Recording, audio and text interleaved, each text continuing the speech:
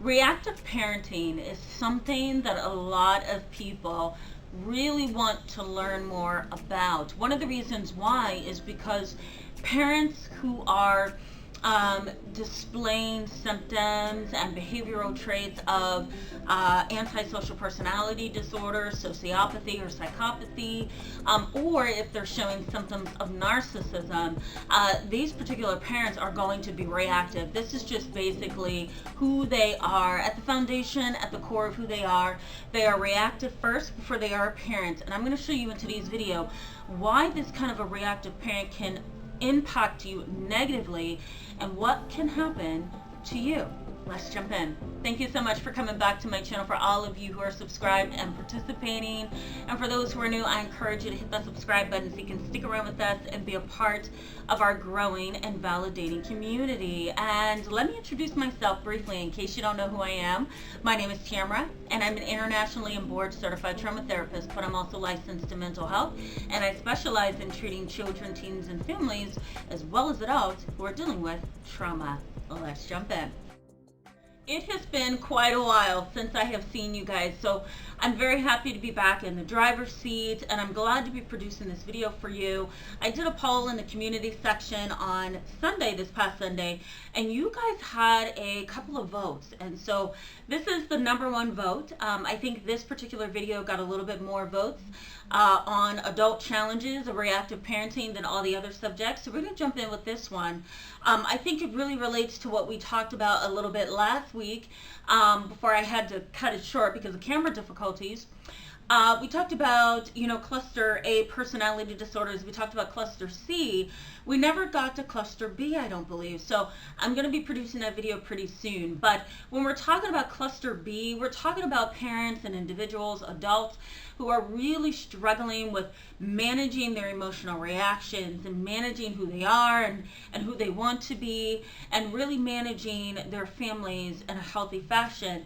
It's almost impossible for individuals with cluster A and cluster B traits to really provide that foundation for their children that they need. When that child grows into an adolescent, things are likely to be really rocky and unstable. And then as that child develops into an adult child, things can get pretty rocky to where there's a split in the relationship. The child either makes the decision to stay or to go. And in a lot of situations, the child makes the decision to go, the adult child, because they don't have to stick around anymore, right? They're not dependent, or you're not dependent upon your parent, so you can walk away.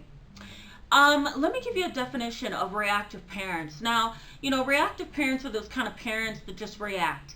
They don't really think things through. They don't process things. They don't really listen. They don't actively listen. Here's the definition of active listening right over here. They don't do that. They react emotionally and verbally, and a lot of times they become verbally abusive and sometimes even physically abusive. In other situations, they become financially abusive, right? They kind of withhold funds or money and support in an attempt to control you. Now, I have seen this in my practice, and research has pointed this out, that, we need to differentiate between 3 things when we're talking about reactive parents. Now, the first thing, if we're going to try to differentiate reactive parents from other categories, the first thing I think we need to understand is that there's a difference between a responsive parent and a reactive parent. Now, a responsive parent is that kind of parent that responds verbally, and they may even respond by doing something behaviorally, but for the most part, they're not going to react emotionally, and they're not going to problem solve, right? They're just going to respond. They're going to respond in some way. An example of this may be, you need a loan for your mortgage payment. You can't pay your mortgage for that month. You know that your parent's not going to react in an angry way, and you also know that they're not going to problem solve with you and try to help you figure out how to pay your mortgage. What are they going to do? They're going to respond. So they're going to say something that's going to rub you the wrong way, or they're going to give you the money and have nothing to say. They're very passive and sometimes passive aggressive. These responsive parents don't necessarily react emotionally, and they don't get in and help you problem solve. Again, they just respond. That's all they're going to give you. They're going to respond to you, but that's all you're going to get. You're not going to feel heard and understood and supported. Now, the reactive parent is that angry parent, that one who says things when they shouldn't say certain things, that parent who's pretty impulsive, that parent who does what they shouldn't do, right? That's the reactive parent. They're going to react in a way that's going to either hurt you or embarrass you or abuse you in some fashion, okay? That's the reactive parent. Now, we also have the proactive parent, okay? So we're differentiating here between categories of parents. Now, the proactive parent is the kind of parent who will get in, they'll respond, they'll help you problem solve, and they'll support you. Okay, so you're going to get, pretty much, you're going to get the well-rounded parent who is proactive, right? They know how to jump in, they do something productive, they support you along the way, right? This is the kind of parent that we all want. My mother, just some self-disclosure here, my mother is like that. My father is not. My father, I think, is more of a reactive kind of an individual, at least from, what I've heard growing up. And what I know about him growing up, my mother's completely different. She's more proactive and more responsive to me, right? But there are some parents who are not, and they are just reactive, and they jump in, they're impulsive, they don't think before they act, and they create an even bigger problem, okay? So reactive parenting is not a healthy state to be in as a parent, and I'm sure if you have a reactive parent, you probably know exactly what I'm talking about. So let me give you some examples, though, on what a reactive parent is likely to do. Now, a reactive parent is likely to blow up when you come to them with something. They are likely to accuse and minimize or deny because they don't know how to manage certain things.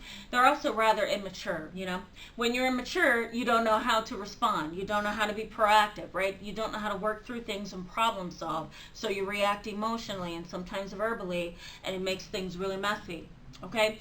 They lack problem solving skills, these reactive parents.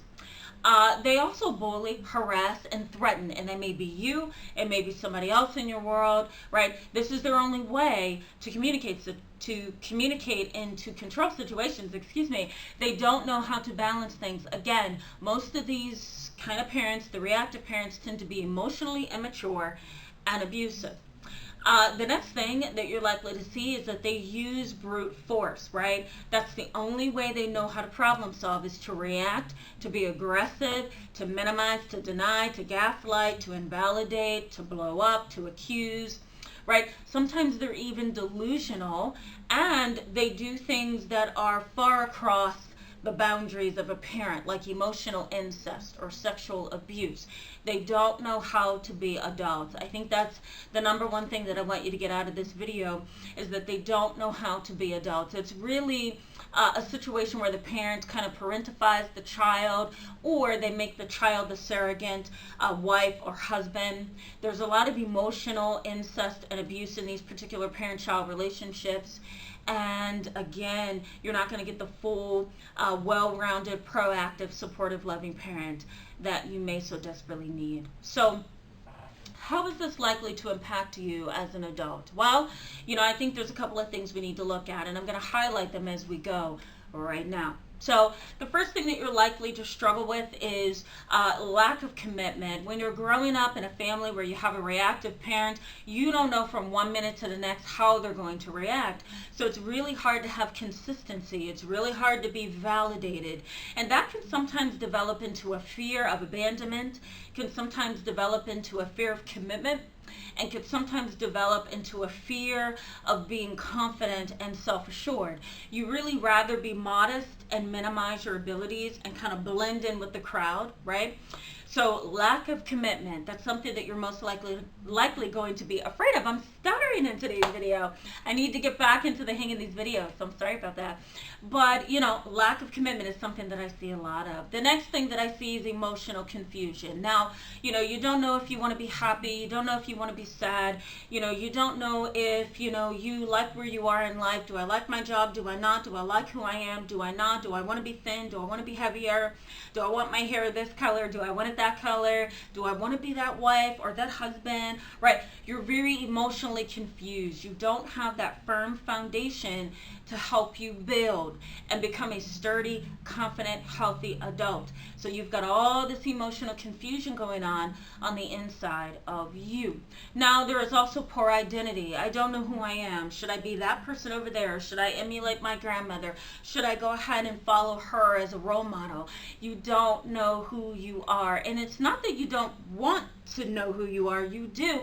It's just really difficult to find that identity when you're dealing with a lot of baggage and unresolved emotional and psychological trauma. Okay, so growing up under that reactive parent really does destabilize your self-identity, your self-confidence, and even your self-efficacy, right? How competent you feel you can be in life.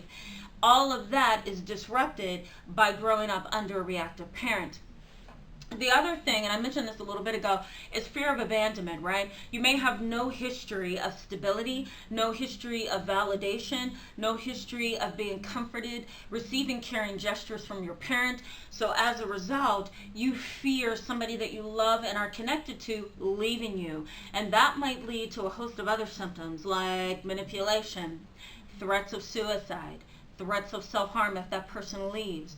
You are terrified of abandonment. Not everybody, not all of you who experience a reactive parenting style growing up, but for the most part, these kind of adult children do go on to experience fear of abandonment. Now, you're probably going to deal with attachment difficulties as well, and there's two kinds. One is the avoidant, and the other one's the anxious attachment. The avoidant, anxious attachment says this: I'm afraid of emotional connection because if I connect, I'm going to be hurt in some way. And my way of protecting my sanity and my heart is to keep you over there, and I'll stay back here.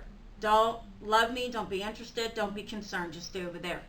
And so, that fear of attachment can really impact your ability to be married, to commit to certain jobs, to trust friends for friendship, to trust neighbors, right? To trust your own children sometimes. So fear of abandonment and attachment difficulties often go hand in hand. Avoidant and anxious attachment is probably what you are likely to experience. I'm going to post something in the description box for you so that you can learn a little bit more about that attachment style.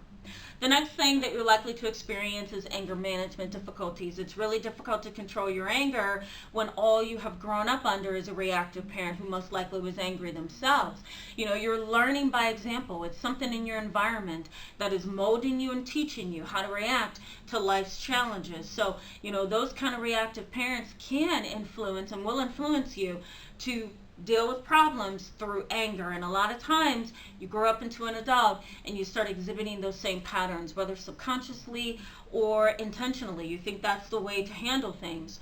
Or you may find that, that's just the way that you react because you've learned how to react that way. It actually works for you in the end. So anger management difficulties, something you're likely to experience. The next thing is low self-esteem and low self-efficacy. And again, that's I'm not good enough. I'm not going to be able to do this. No one's going to love me. No one's going to like me. I'm not capable and I'm not competent. Growing up under a reactive parent who's very switchable and labile in their emotions, and they don't know how to validate you or provide that foundation, right? You're likely to grow up feeling inadequate. There's, the potential for learned helplessness. I talk about that right up here in this video if you want to go back and check that out. Learned helplessness. I learned to be helpless in my world. It's my response to difficulty. That's likely to happen to you. Last but not least, running away. You don't know how to stay and fight. You don't know how to stay and work through things. You run. It's easier to run than it is to stand and take accountability, or stand and manage, or stand and proactively engage in problem solving. It's easier to just run. When you've grown up under a reactive parent, you learn that running actually works because it keeps you from having to deal face on, or head on, I should say, with things that you need to be facing and dealing with. These are all, difficulties that can happen when you have a reactive parent.